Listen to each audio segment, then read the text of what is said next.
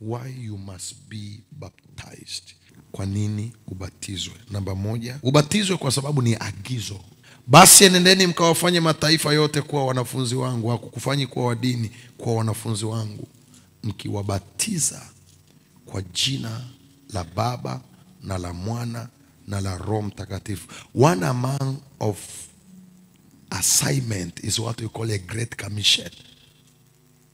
Yesu anawapa mitume maelekezo, anawaambia mkawafanye mataifa kuwa wanafunzi na mkiwabatiza.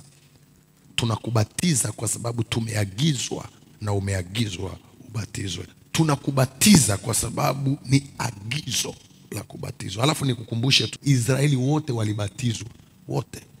Kanisa lina pande tatu. Kuna kanisa linaitwa kanisa la jangwani. Mimi nataka leo niliangalie kanisa la jangwani. Hivi unajua kanisa la jangwani ukilifuatilia ndio lile kanisa la Israeli kutoka Misri kwenda nchi ya ahadi. Mchungaji wao alikuwa nani? Musa. Si ndio? Kwa nini Mungu alichagua njia ya jangwani? Nilisema siku moja, si unakumbuka? Ni ili afanyeje? Awajaribu mioyo yao. Is a training. Si unakumbuka? To train them. That's number one. Number two, kwa nini Mungu aliwapitisha njia ya jangwani? Was a process of deliverance. Two things, training and deliverance.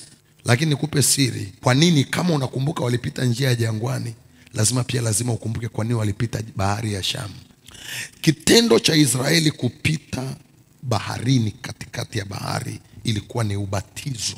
Wote wakabatizwa, wawe wa Musa katika wingu na katika bahari.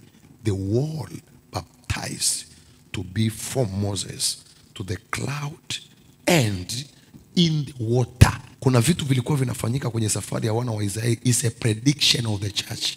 Moja wapo ni hii kupita kwenye bahari ya Shamu. Ni tafsiri ya ubatizo sahihi wa Kibiblia. So utakuja kugundua Mungu akili zake hazichunguziki. Wote wakabatizwa wakawa wa Musa. Na kwa nini ubatizwe mtu wa Mungu? Nimesema namba moja ni kwa nini? Ni agizo. Namba mbili, kwa nini ubatizo imekupasa? Hivi kama Yesu aliuendea ubatizo. Unajua ubatizo, kukubali ubatizo ni kiwango kikubwa sana cha unyenyekevu. Hebu mwambie jirani yako, accepting baptism is the highest level of humbleness. Ni wanyenyekevu peke yao wanakubali ubatizo. Yesu akajibu akamwambia, kubali hivi sasa, kwa kuwa ndivyo itu, hajasema inipasavyo, itu pasavyo. Wewe amekuondoa pale, lakini nataka ujue inakupasa kubatizwa because ndivyo ikupasavyo. Namba tatu, kwa nini lazima ubatizwe? Ni alama ya kutimiza haki yote. Alafu tunamalizia sasa hilo andiko, Mathayo 3:15. Ndivyo itupasavyo, hiyo inatupasa, yani hakuna namna. There is no escaping route. Hakuna namna uta escape.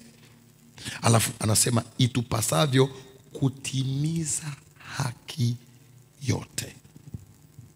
Kwa tafsiri nyingine, mtu anayemisi ubatizo amemisi kukamilishwa.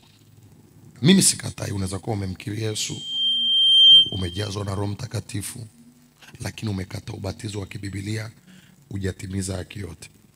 Kuna realms huwezi kuongea. Kuna vita huwezi kupita. I'm telling you. Mtu anayekubali kubatizwa ni mtu ambaye anatimiza haki yote katika imani. Mtu anayekataa ubatizo ana half righteousness. Half. Ndio unasema timiza haki, sio haki yote. Kama kuna haki yote, kuna haki nusu. And it's only humble people can accept baptism.